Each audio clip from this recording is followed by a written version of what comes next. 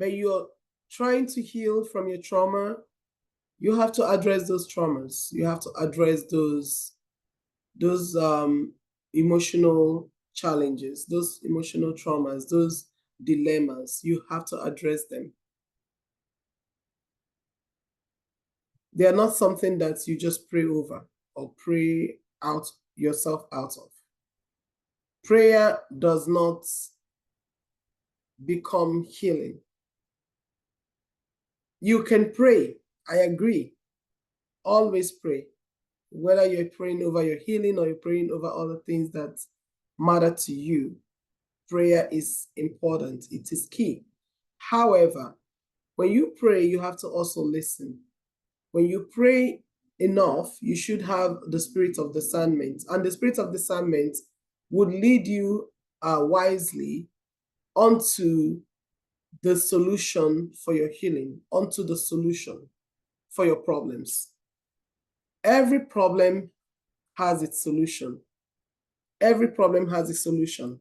When the problem is a healing problem, emotional trauma, emotional distress, mental distress, psychological distress, anxiety, panic attacks, or panic distress, praying does not entirely wipe it away. Praying can provide a cushioning in the moment, essentially when there's something scary going on, when you're startled about something, when you're panicked about something. However, just because you're praying does not entirely wipe away the situation. A prayerful person can be heavily and generally anxious. A prayerful person can be heavily and deeply depressed. A prayerful person can be heavily and deeply confused, self-sabotaging, self-doubting, giving up on self and life and on hopes. A prayerful person would go ahead and blame themselves for other people's errors because they are so people-pleasing, or they have become people-pleasing to the extent they have to apologize for another person's wrong. Prayer can actually bring or breed confusion within the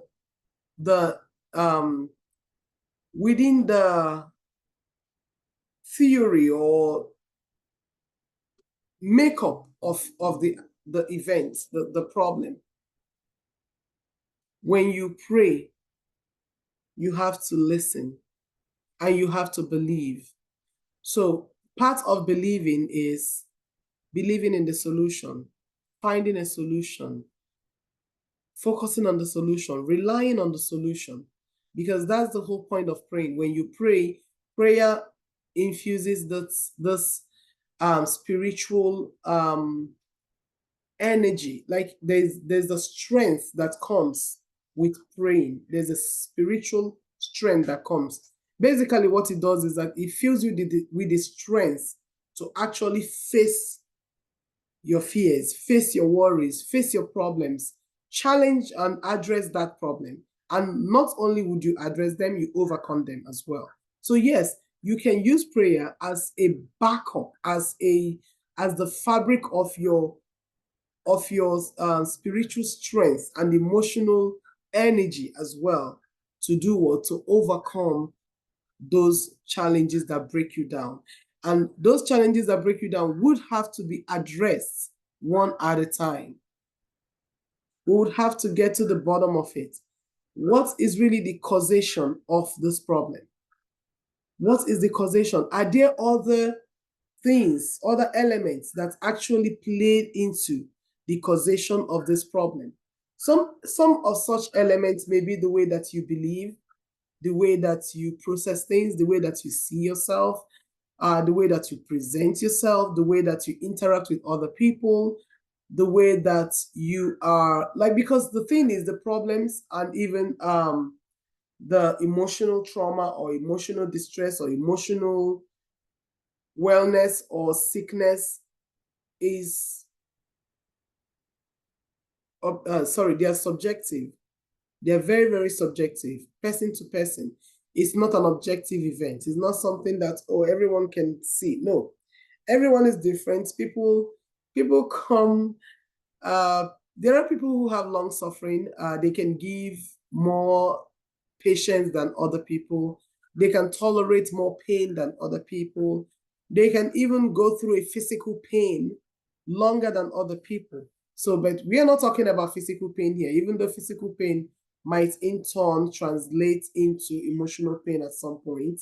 We're talking about emotional pain, those things that you cannot see, those intangible pain usually comes from memory, comes from emotions, comes from like the things that you have experienced, the things that you have been through, the things that you have been a part of that may have happened to you one way or another, things that you never anticipated would ever happen to you. And now you have no choice but to deal with it. And not only are you dealing with it, you must also overcome it. Otherwise, it will cripple you. If your emotional pain and psychological trauma should overcome you, you may not be alive to tell your story. You may not be alive to tell your story. Because when it comes to emotional and mental and psychological pain and trauma, they are very suppressing and pressing. They press you down, they suppress you, they push you all the way to your 6 feet, to the grave. That's what they do. So for you to actually thrive, for you to actually conquer, you have to be alchemizing. You really have to be alchemizing. You have to take advantage of that situation, that dilemma, that challenge to do what? To progress. You take it as a catalyst for your progress, and you keep progressing until you overcome, until you alchemize, until you transform, until you transmute, until you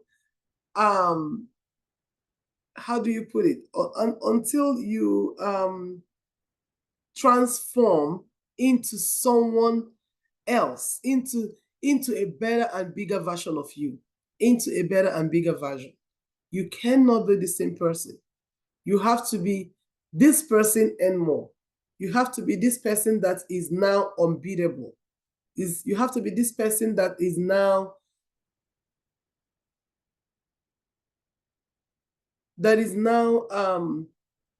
a force to reckon with.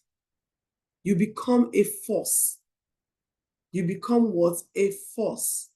Because you have been through something that's had the capacity to bury your life. You overcame and you transformed. That's what happens.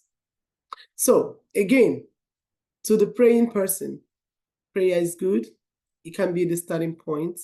But when you pray, you listen to the Spirit, and the Spirit should guide you aright to your succor, to your mentor, to your coach that will help in reshaping you outside of the challenges that brought you through to them, so that you become transformed, recovered fully, and healed completely.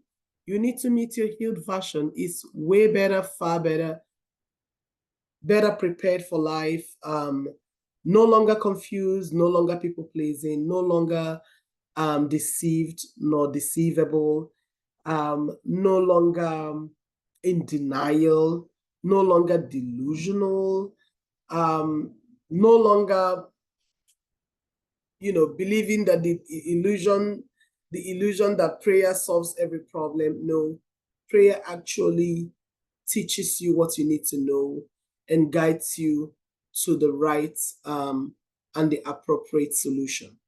And part of a healing solution is finding you a mentor who can understand, or who has been through it, or who can support you to overcome such emotional, crippling, devastating dilemma. I'm going to stop here.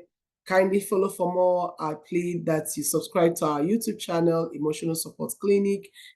Spread news to your friends and your loved ones. Also, come back for more. Ask your questions. DM us for any questions that you have. All right. See you again.